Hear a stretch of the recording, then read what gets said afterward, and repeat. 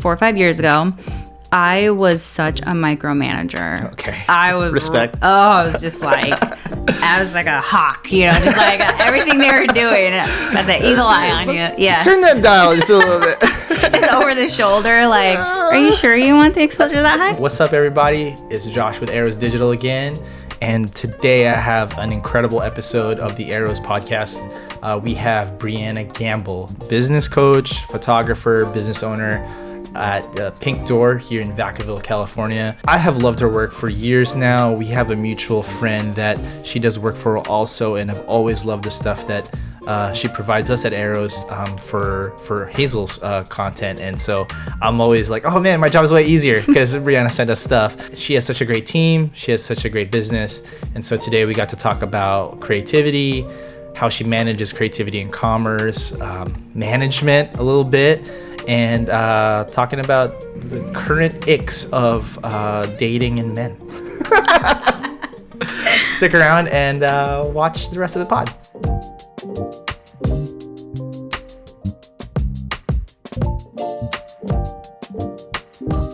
So, Brianna, I know you have Pink Door, and we're just down the street from the studio, right?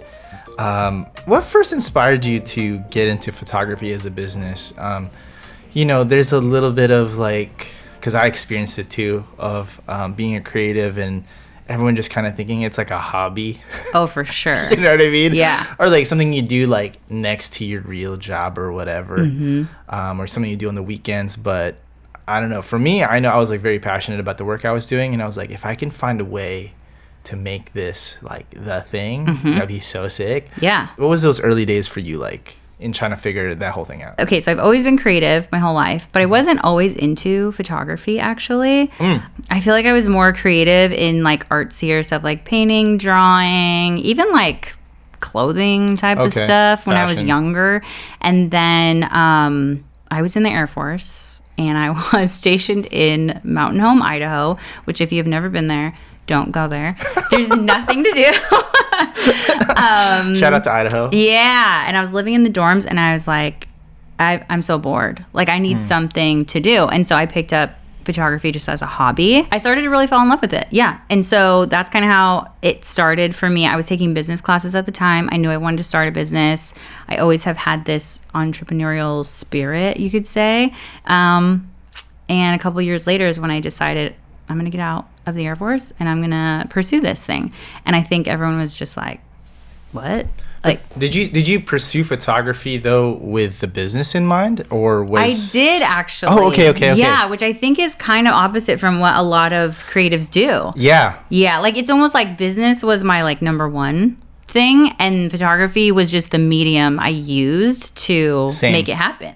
Same. So yeah. I've never met anyone else that like thought of it that way too. Because to me, like, photography is a little bit a part of our business, but really to me, it's like a means to the end of, we're a media company, we're a marketing company, so we need visuals, right? For sure. So I was like, okay, I need to learn this skill. So you were kind of the same way. You were like, yo, it could get me paid, dude. Yeah, yeah. Okay. And it was like, okay, had some different business ideas, but it was like, you don't need any type of, licensing, certification, degree type of thing to be a photographer.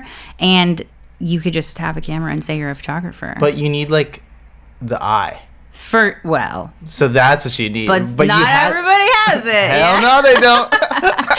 And they'll still say they're photographers, but you were cultivating that, I guess, through your other creative passions. Yeah. Through art. Did you see kind of the converging of those two worlds when you started the photography business? So I went to cosmetology school too.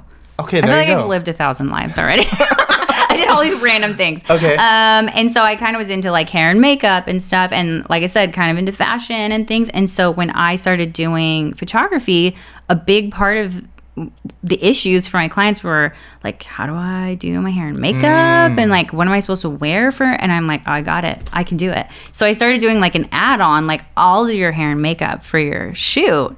And then it became this like, no one else was doing that at the time, at least in this area.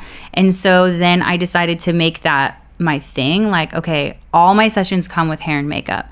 And so that's kind of how I started to kind of like get in with having a little bit of an edge, I guess. Yeah. So, honestly, I'm not saying this to like be flattering you or whatever, but I honestly got a little bit of goosebumps because it's like I keep thinking about this.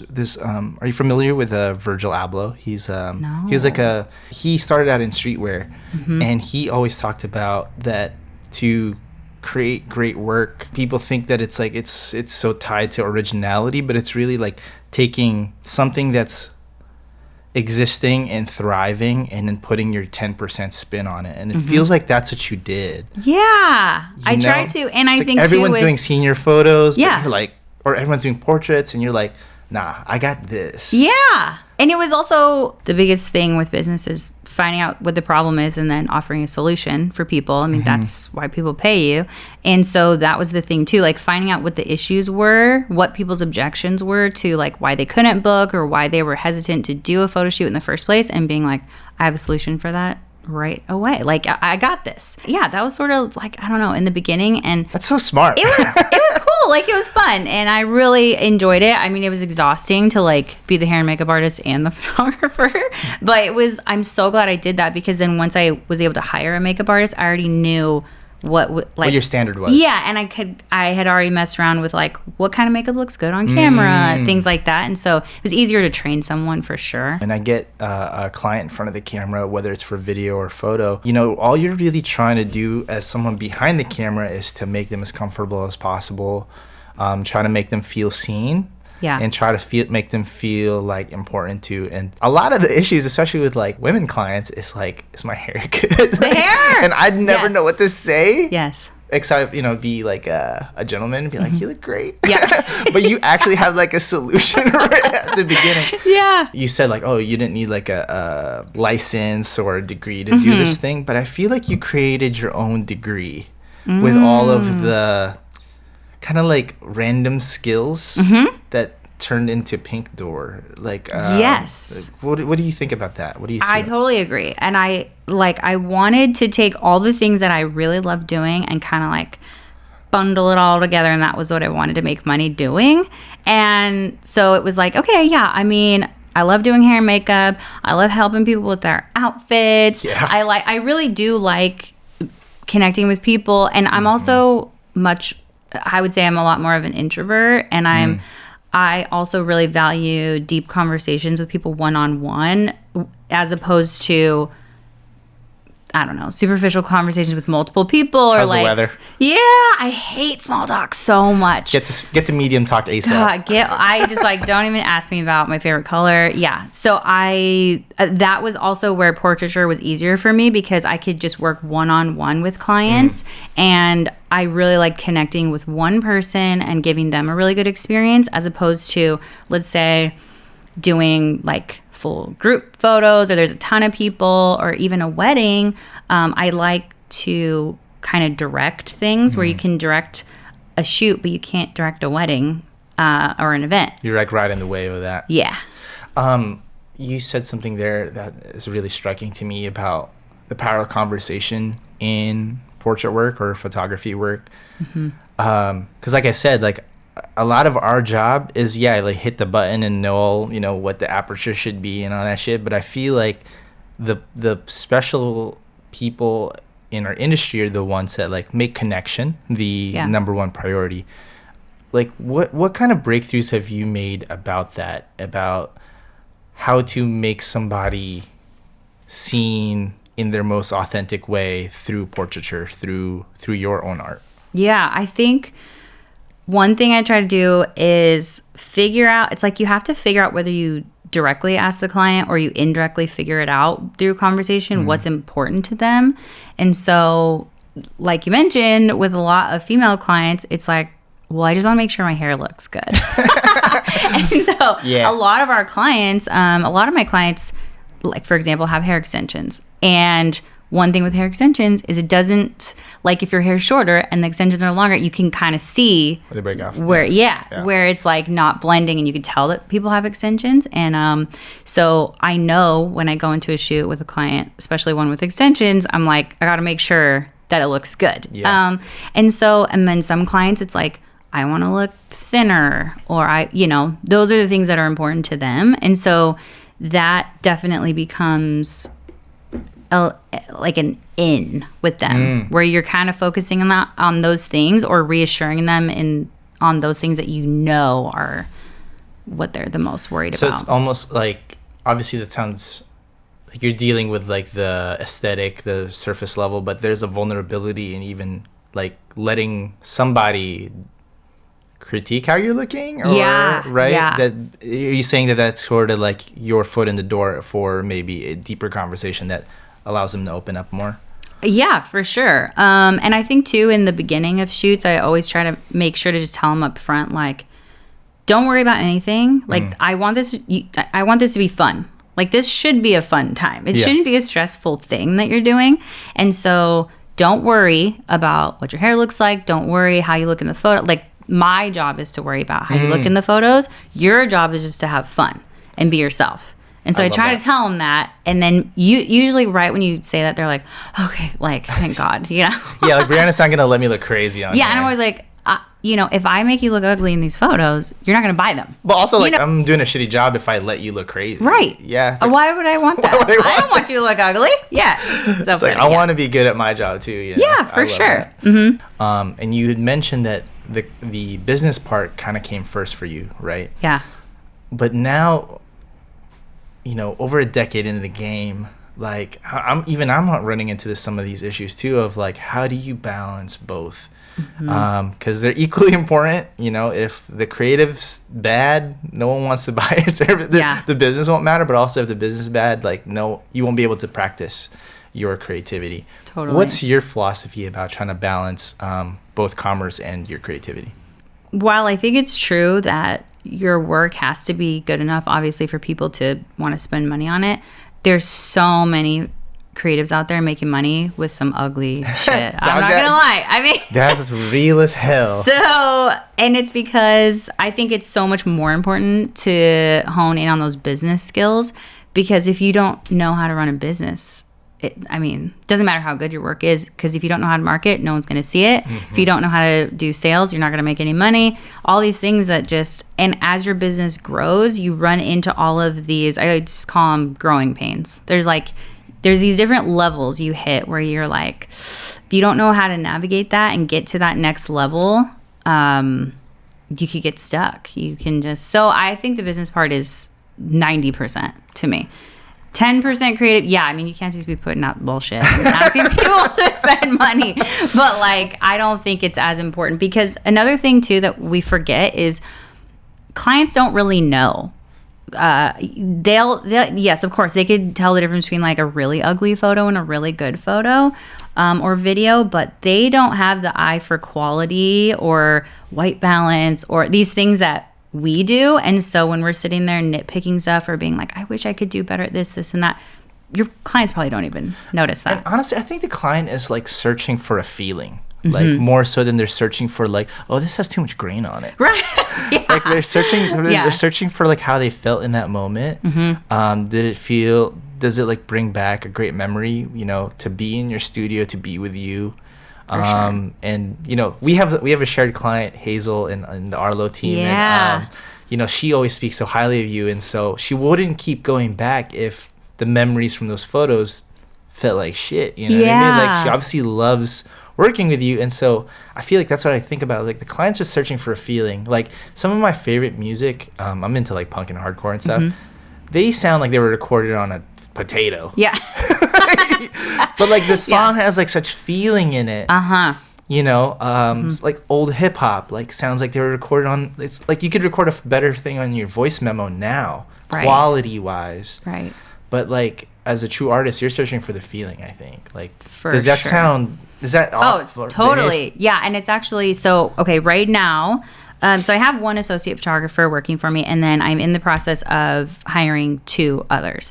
So the 2, they're kind of nearing the end of their training, and the difference that I've noticed over time with the training with them is, one, the creative part comes a lot easier to her, and her angles are better. The photos in the end are a little better, but her experience with the client is lacking. The other is the opposite. She can talk to the client all day, make them feel really comfortable, confident, but she has a hard time figuring out the right composition and angle and the posing and stuff, which also it's funny, they have both gone through the exact same training at the exact same time, and they're totally opposite. But it's like, that's what I tell them. It's like, it doesn't matter. I would rather you have the photos be a little less than stellar as long as the client had a really good time. Yeah, because if it doesn't really, if they go through the whole experience and they're like, well, I don't know, it's kind of awkward. Like, I didn't really, but like the photos were good. It's not the same as going like, gosh, I feel so empowered, feel so confident. And then I think that also gets them in the mindset when they see the photos, they're in this more positive space too. So that makes a huge difference. I think that's it, man. Yeah. I think that's it. The ones that I see in any space of creativity, in both in music, I'm starting to like record bands again, like I used to. People that do make really good music, obviously video, photography, like even like multimedia art. They're just chasing that like, I hate to sound so fucking pretentious about this, but it's it definitely feels like floating, you know? Yeah. It feels like floating. It feels like transcendent to be with someone and have connection. And I think that's just so important because I think it shows in the work. Because even the photographer that you're training now, she'll figure out the angles. Yeah. There's a YouTube channel for that somewhere. Yeah. You know what I mean? Right. Yeah. But like what you can't fake is the chemistry, the feel, and also it's just good business too because then they're more likely to come back. Oh yeah, than if you were like a creep or something. Weirdo, yeah, for sure. Which is so important. I was gonna ask about. You were telling me before this that you've reinstated the boudoir services for Pink Door. Talk to me about that because that is to me like it's such a sensitive, vulnerable, like place to put yourself as a subject, and also as like a client photographer relationship that you have to be safe in that space. Can you talk about like how you create such a safe space so these women do feel empowered and feel elevated? Talk to me about that. Yeah. So we do boudoir, and then like I said, we do branding headshots. So with branding and headshots, or with wedding photography, it's like those are a needs-based service, and so people will seek you out for those, whether or not you have marketed for that. You need a headshot no matter what for LinkedIn. Something. Yeah. People will they'll be Googling. Most people are not like, they don't wake up and go, I really need to book a boudoir session today. And so it's mostly like putting out more active marketing to convince people to come in. What's difficult is our primary platform is Instagram, and I'm sure plenty of women can attest to maybe connecting with I should air quote photographer on Instagram. Believe me, I understand. Who's like, I'll take photos of you, and it's just a weird situation. So and a lot of our clients are like come from a cold audience. Actually, like we do a lot of paid ads and stuff. So I think it starts off where people find you. So for us, they find us on Instagram. So on Instagram, we try to post a lot of behind the scenes stuff, talk a lot about how we have an all female team, which does make it's unfortunate for males who like want to shoot boudoir, especially if they're not gay or, I'm sure it's super difficult. Hey, there's other privileges that we have. Don't worry. I'm not losing sleep over it. Don't really feel bad for them, but I don't feel bad for it. Go ahead. So we try to really hype it up like it's an all-female team. Also, we talk about how when you're in the studio, like you're the only client in that shooting space. So like we have an upstairs shooting area for boudoir. So there's no other clients up there during that time, or there's not going to be like people's kids up there or whatever. And so I think when they come across our stuff on Instagram, they already know we're posting stuff like that. We are inclusive, and our main thing is that we want to make women feel really comfortable and confident. And then when they come in, we try to give them a more luxury experience with providing hair and makeup. We actually provide all the outfits. And so that's the other thing. Like you don't have to like bring your own stuff. We have literally a whole room with like hundreds of outfits, shoes, whatever, and like we'll help you figure out what outfit looks best. So they get their hair and makeup done, they try on outfits, and then they have us there to say, yeah, that looks great, or let's try a different color, let's try different whatever. So they know when they come in, it's like, we got you. Yeah. We'll help you from every, step that you're doing, and that makes people feel like. But it sounds like that extra step that you're taking to basically be like a, not one-stop shop, I don't want to call it that, but just like where you do show up and you just not have to worry about anything. Yeah. It's like, it puts some, I don't want to say, like, I would understand how it feels like, but it would make me feel at ease that like, I'm going to be elevated because they've thought about everything. Yeah, for sure. And a lot of women, they don't know, like, if they had to, just shows you care. Yeah, they had to like get outfits at a time and do their hair and makeup, and they're like, I don't know, maybe my hair's gonna look ugly because I don't know how to do it. It gets in your head more. They're like, all I have to do is show up, and then they'll just do everything. Yeah. And then sometimes, we have clients, they come in, they're so nervous. I mean, they're just, and we talk to them. We, like I said, have a little pep talk beforehand of like how it's gonna go. Mm-hmm. And then for the clients who are still really nervous, like sometimes we just take shots with them before the shoot. Okay, weird. Okay. So that's the answer. I'm gonna put that at the beginning. That's the bullet point. Yeah. It's Jameson. That's sick. We're like, something we nicer. We just pull out, open the freezer, and we're like, what would you like? Yeah. And it will be like the client, the photographer, and the makeup artist, and the assistant. We'll all take shots together. So the next person to hire at Pink Door is cannot be sober. Yeah. Right. Where do I apply? I'm just kidding. All female team, my bad. You've been in business 13 years now, right? Yeah. Congrats to you. Thanks. People don't get it. That shit is like something to be celebrated. That is here. Like keeping a business like really going and thriving for that long is damn. Like that's, I definitely admire you so much. Everything that I've seen of your guys' work, I'm just such a big fan of. Like there's such a clear perspective, there's such a clear art style too, that like to me, we were talking shit about just people that call themselves quote unquote photographers. I think that's really missing to like hone in on a perspective or an art style that like, oh, I know Brianna did that, I know Pink Door did that, but like again, like balancing both creativity and commerce is hard. And I think one of the hardest things to do, and I'm personally undergoing this right now, is like how to find a way to, as you're bringing up your team now, which you have 11 employees, shout out to you. Also, that's just so hard. How to kind of like balance wanting to clone your style because of the studios with your teammates, but also kind of letting them shine and figure out their own creativity, because you're becoming their mentor now too, right? Like, how are you figuring out that balance? And you don't have to have the answer, but how are you doing it? So I will say in the beginning, I would say up until about maybe 4 or 5 years ago, I was such a micromanager. Okay. I was respect. I was just like, I was like a hawk, just like everything they were doing. Got the eagle eye on you. Yeah. Turn that dial just a little bit. Just over the shoulder, like, are you sure you want the exposure that high? That's so funny. Yeah.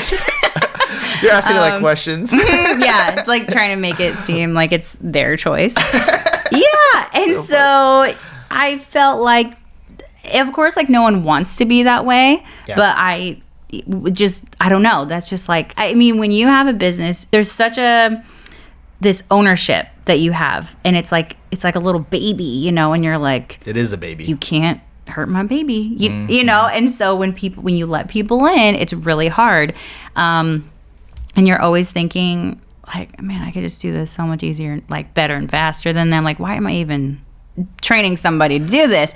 I think I finally came to a point where it was like, I realized I was doing so much of my own work and expending so much time and energy micromanaging everyone else that it wasn't making them happy, or I realized they didn't feel like they could make any decisions. They had no autonomy at work. It was like they were little robots. And that's not fun for anybody. And that's not why you want to work in a small business or a local business or a creative place.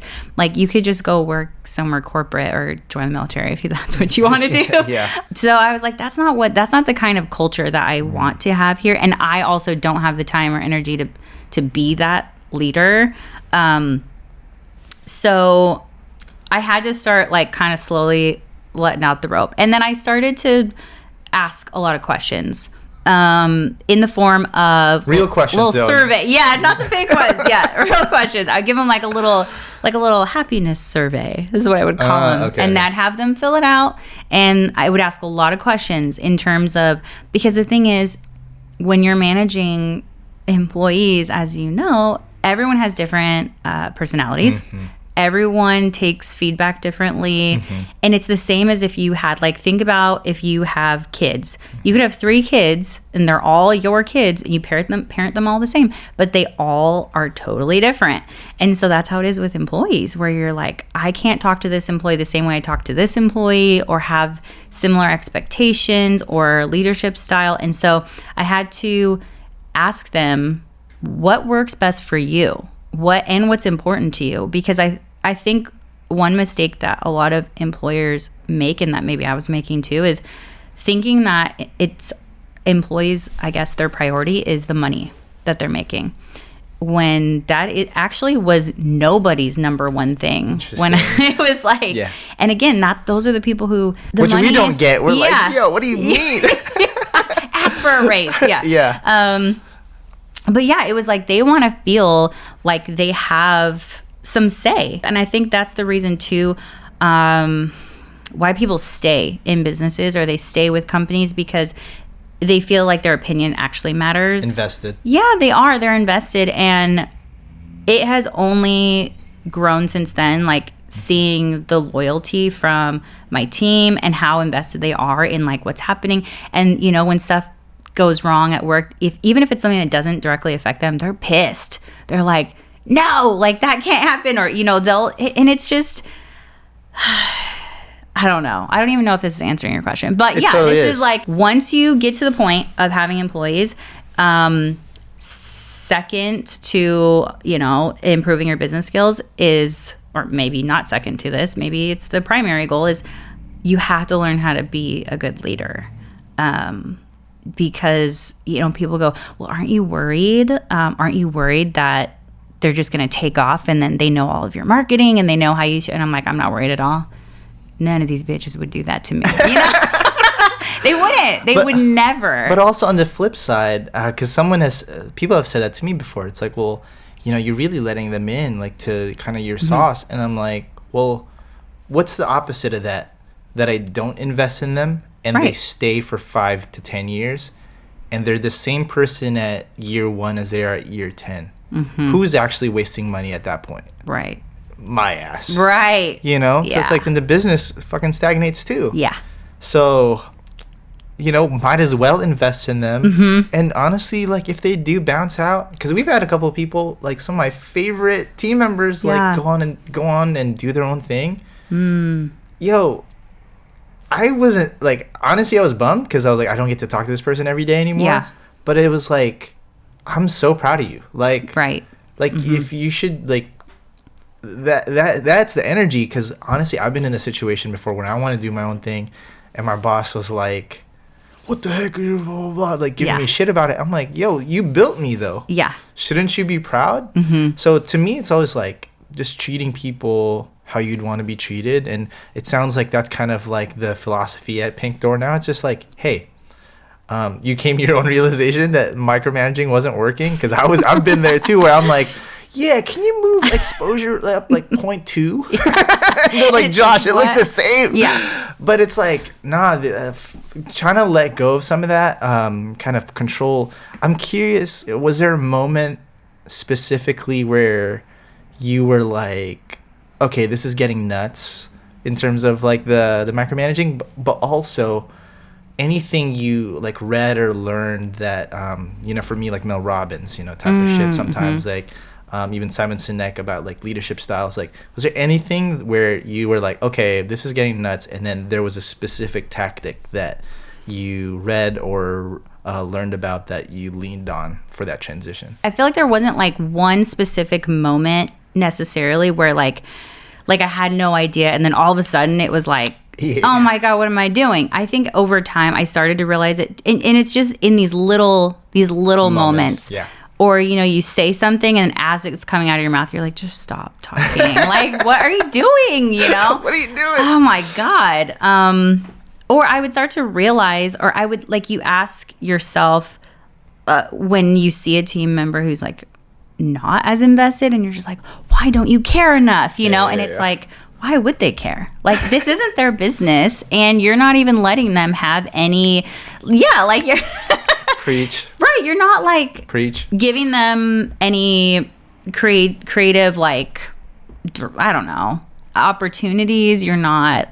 They also don't have the same equity as you in the business. Right. So, like, because I've thought that before where I'm like, why aren't you going as fucking hard? Yeah. But I'm like, oh, because you don't get paid like me. Yeah, exactly. And I'm like, oh, Josh, like, shut up. And I started to realize, like, I mean, no one will ever care about your business as much as you, of course. Yeah. I think at that time, too, I started to just, in my personal life, do a little self-reflection, just based off of, like, how other relationships were going in my life, and started to kind of look inward, like, okay, maybe it's you. Oh, shit. And I'm not ready for that own. Like, maybe I'm the problem. Yeah. Maybe in a couple of years. Yeah. Just kidding. I was just like, I don't know. I knew I was kind of controlling and things like that, but I didn't realize. But what makes it so interesting to me, though, is like on the creative side of the work, on like the work side, the control is what makes you great. You know? Yeah. Like your attention to detail, like obsessiveness about color, obsessiveness about like move your hand over just like just a hair, centimeter. Yeah, that control is what makes you great. And then but then now the business is asking you to step back, don't do that. Yeah. And you're like, don't be yourself. But this is what got me here. Right. Did you feel any sort of tension there? For sure. And I think I had to come to the realization of, okay, you need to be maybe that, I don't know if I should, like the word controlling is the right, but you need to be that stuck on the attention to detail and things like that when you have a new employee and they're training and they're learning what the expectations are in terms of your standards and things like that. But once they're trained and they're doing their job, you have to step back and let people do their own thing and not always assume the worst. You know, you just assume like, well, I don't give a shit, so. But maybe they do, you know? I mean, I have this one employee, so she works remotely. She lives in Southern California, and she always is like, she's such, okay, so when I talk like this is exactly how she talks. She's like, man, this is like my dream job. And she's just always like, she loves it. She loves it. And I'm like, this is your dream job? That is the coolest thing ever, you know? But like, in my mind, that's not my, like, she's a retoucher. And so I'm like, I would hate that. I would literally jump out but you created that opportunity for her, though. Yeah, and so you have to realize, like, I guess what I'm saying is you realize that everyone isn't like you. So everyone doesn't have the same hustle as you. Everyone doesn't have the same motivating factors, like, that get them up, out of bed in the morning. And so you have to learn what those things are for your people and feed into that to make them feel like, or to know that you care about them, and then to have this relationship with them, which I think they respect you so much more. Yeah. And I'm just an open book with them. Like, there's nothing in the business that they don't know.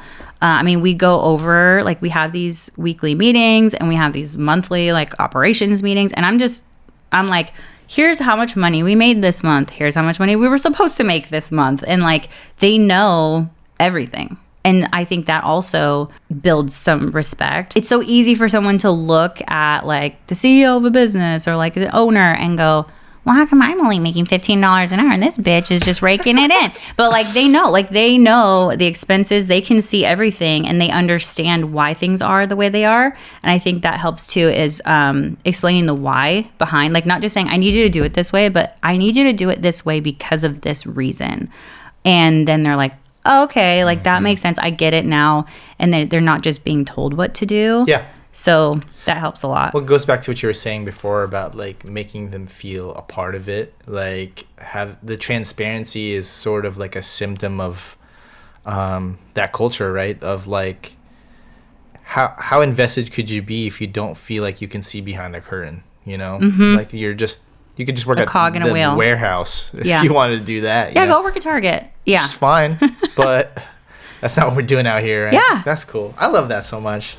Yeah, it's pretty fun. And I think, and then people understand, like, in a small business, like, they can't just call in sick, or, you know, it's like they get it. They have to know how everything works in order to feel that, I guess, that pressure a little bit to like give their best and do the most that they are willing to, you know, to do every day. You've seen a lot of changes, I'm sure, in our market, the industry, technology, client needs, problems, stuff that they want to do. That can get mad tiring, man.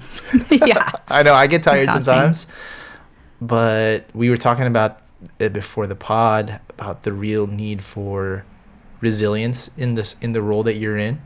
Can you talk to me about that? And to me, it feels like the real difference maker between those that make it and those that don't.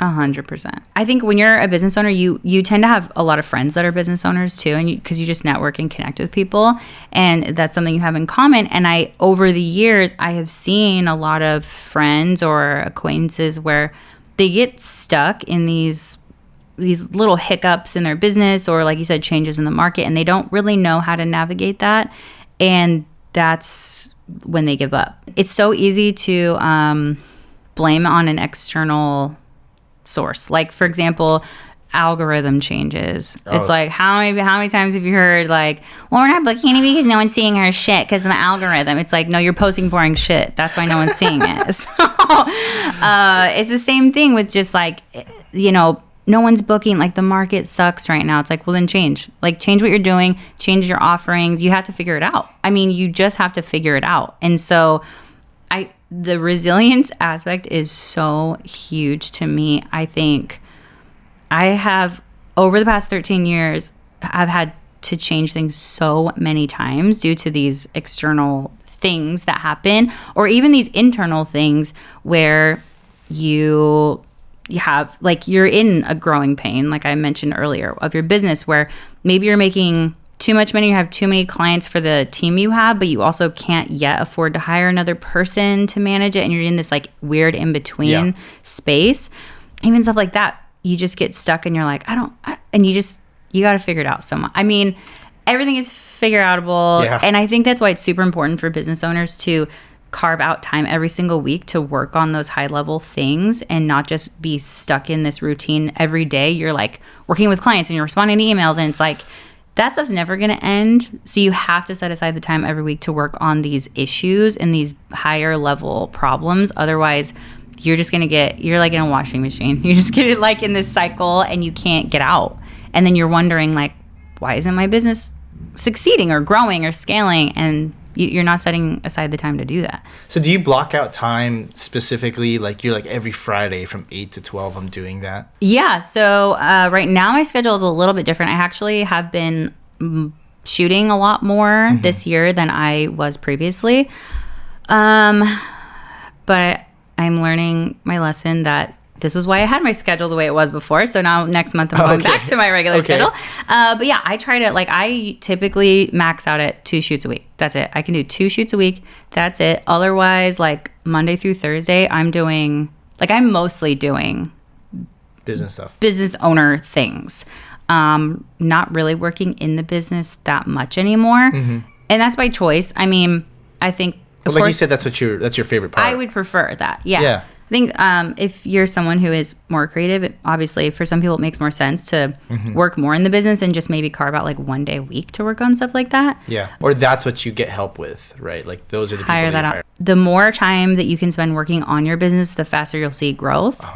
And that's something that people, I think, aren't willing to accept, because most creatives don't really like the business aspect, and so they kind of just ignore it. They want to be in Lightroom. Like, whatever. Exactly. Yeah, they want to be burning out that shutter. And so they're just, they don't really, it's not something that they enjoy, so they don't even want to think about it. Think about outsourcing it, anything. So they just kind of are like, if I just keep shooting clients and being awesome, then it's going to work out. But I love that idea. So one of our other clients, her name's Anna Marie. She is a broker for another real estate agency in Alabama.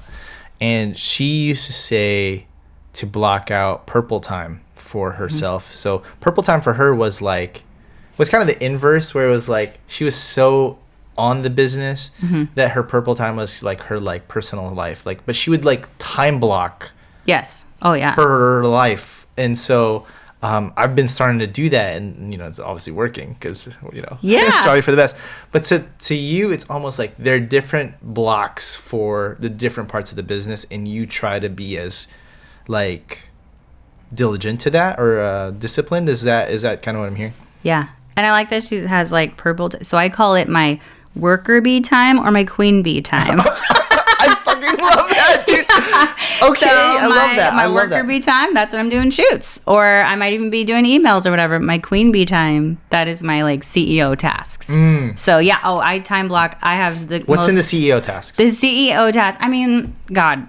The weekly CEO tasks, like running payroll and like it's like the boring taxes. God, doing my bookkeeping. But a lot of times I'm like, I like to look at like their operations, and so I'm like looking at stuff, going, okay, do we need to hire more people, or which one are any of my employees kind of like slacking on anything? And I try to have conversations with them. Yeah, I mean, and they're not even official like sit downs. It's just, I just know it might be like, okay, this week I need to like check in with one of the makeup artists, and so it's just a super casual conversation, like while they're setting up for a client, and I'm like, hey, like how things been going, whatever. Or I'll find out from my associate photographer she's been the one training the 2 new photographers. So I talk to her almost daily about how they're doing with their training, what else do we need, and then just kind of getting feedback from people like, okay, it's different when you're the photographer versus like training a photographer. You kind of like, because you're back a bit, you can see things a little more. And so I'm like, are you seeing anything that we need lighting wise, with sets, with all these like different things? And so a lot of it is like conversations with the team. I will set aside in that time, like time to read business books, I'm like a course, and like an online course hoarder. And so you could sell me on any course, like literally any course. If you texted me the link, like, hey, Brianna, I think you need this. But you're continuing your education. You're continuing your growth, your development. And that's, honestly, I think that's underrated as part of CEO time. For sure. Because admittedly, I think that's where I told myself, like, a part where I should have more intentional growth this year is like being more intentional about my inputs. Like the content that I'm consuming, it's not like I'm looking at anything crazy, but just like getting more intentional about like, finish that Rick Rubin book about creativity. Like, you know what I mean? Like just for sure. Getting more, take a course on AI. Yeah. or something. Yeah. To like grow, because then if you're like the source of everyone else's information, and then you have like 5-year-old data, right? Like, what are you doing? Yeah. Well, and because too, even with our like our headshot and branding clients, like one thing that I try to kind of, I don't know if I would say like set us apart, but like I try to make sure that our clients understand, like, I don't even want to say what's trending, but like what's next in personal branding stuff. And so like kind of trying to stay on top of that, and being like, people come to you with their ideas for their shoot, and I'm like, I mean, that's really been done. Like that's 2017. We've been doing that for 2 years. Like we cannot shoot that again. Yeah. And so just like even stuff like that for clients, like staying on top of what's going on in the realm that they're coming to you for help. Yeah. But I mean, I love doing the courses, books, audiobooks, anything where I'm like learning. But even like when you said about the CEO time, in addition to the actual queen bee time, I'm calling that queen bee time. I love that so much. Like obviously there's like the, you said payroll, like operation stuff, but you're like data collecting from the team, from outside sources, because the real job of the CEO or the owner is to synthesize all that and then make decisions for the business, right? Yes. But it sounds like to me, which I really love, I'm going to steal this, like it's like very intentional data collection. And it doesn't have to look like numbers. The data could be, what does the makeup artist say about how the shoot's going, and then synthesizing that for how to make it better next week. Like what are clients What are people complaining about the most? Or what are people like asking or about? Or what are they loving the most even, right? Yeah, or even just like what kind of questions are they asking? So I know that maybe those need to be in like a FAQ on their welcome guide. Like any like little thing where you're like, oh, and then all those little things, like you said earlier, even about how, when you decided to stop micromanaging, like a lot of these changes are just like small pivots, right? Yeah. It's never like one big cut at the elephant. It's like one bite at a time. Yeah. I mean, I also am super numbers person. And so I have like spreadsheets for literally everything. So every week too, I like pulling sales reports and like comparing like, okay, the people we booked off Instagram, these are our sales averages versus like word of mouth people. And then going like, okay, so maybe we need to do this. And just like, I guess it's like you have to set aside the time. Like I like to set aside the time for like you said, the content kind of input, but then also the implementation is where it's at. I mean, if you just learn all this stuff, but you never implement it, what's the point? It's almost like there's 3 sections of Queen Bee time. So there's like content input, and then there's the implementation of the content that was input. And then there's also just like the regular day-to-day running payroll and things like that. Queen Bee time. We need to make shirts. I know. Well, and it was like worked out perfectly that like my name starts with a B, so it like was even better. I'm like, oh yeah, I'm gonna call it that. Hell yeah. I will wear it too. Yeah. Well, man, let me know when those Queen Bee shirts are done. Yeah, you got it. Because I want 5 of them. Queen Bee merch coming your way. Oh yeah. With just your face. Yeah, on a bumblebee. Just on a bumblebee with a crown. I love that. So good. Well, Brianna, thank you so much. For me, I love doing these podcasts, obviously for the content, but just to like connect with just like killer motherfuckers out here, dude. Wow. So like, thanks. and so I hope you take that as like complimentary as possible. Of course. Oh yeah. I mean that in the highest regard. I've been such a big fan of the work for so long, and I'm so glad we finally got to connect last month. And I'm glad that you got to do this pod, and so I can pick your brain. And I've definitely learned some things from you just even this afternoon. And I just wish you so much the best. But last couple of questions: what's your vision for Pink Door? Like, it's been 13 years already, but what's the vision for even just the next 5, the next 10? Like, good question. Well, we talked a little bit earlier about how I started out with senior portraits, and I just kind of stepped away from that this past year because I felt like my vision for the studio was to be more of a women's portrait brand, a little bit more grown up, I guess, than what we were doing. And so I would love to expand. I think we're going to expand the headshots and branding side of the business.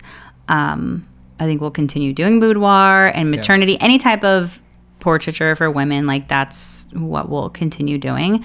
As far as like where we go from here, I mean, we're in the process of scaling with bringing in a couple more photographers, and to be totally honest, I don't know. I feel like after maybe 2 years from now, I'm like, what happens then? Like, do we, I don't know if I would consider having a bigger team or a second location, or I'm not sure. I don't know. That's perfectly fair. Yeah.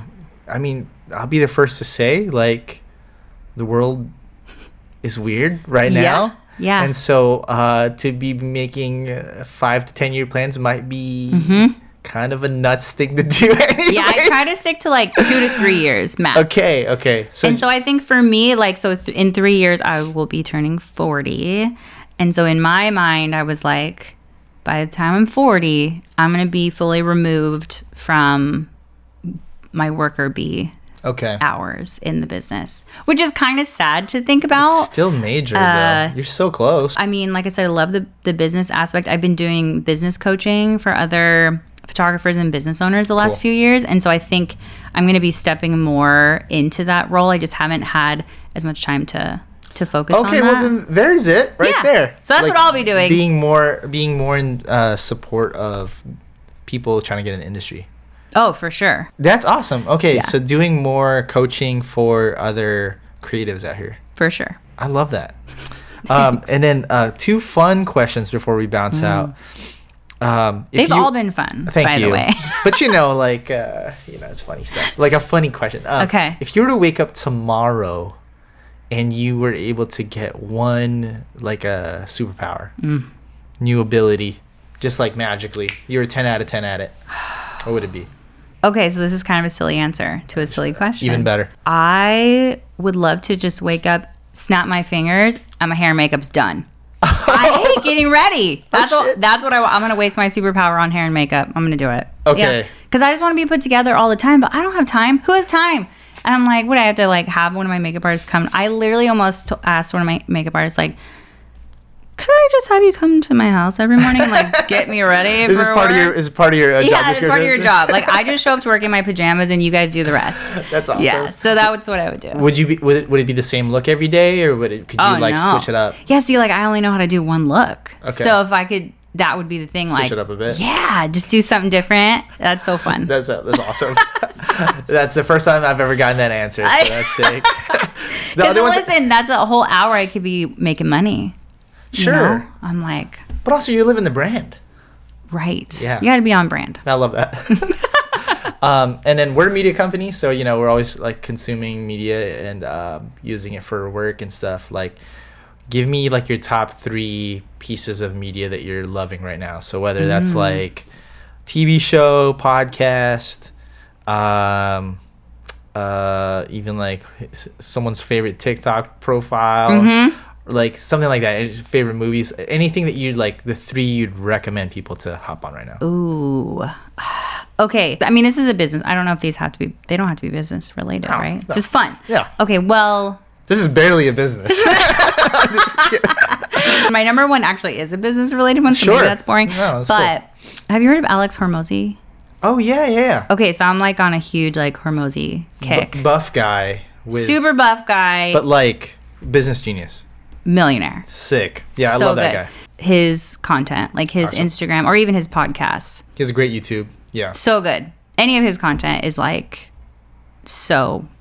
It's also like so actionable too. Yeah. I love it. So it's very practical. Anyone in business doing literally anything, follow Alex Hormozi. Totally. Okay, so here's the thing with TV. Okay. I'm just like I only really watch true crime stuff. Okay. Or Judge Judy. It doesn't have to be TV. I don't watch a ton. Like I'm so behind. Like I finally just started watching Succession. So 5 years later. Yeah. Yeah, but I'm so behind. So it doesn't have to be TV. It could be anything else. Okay, so I mostly listen to business or true crime, like podcasts or stuff. Like if it is TV, it is like true crime. What's your true crime pod right now?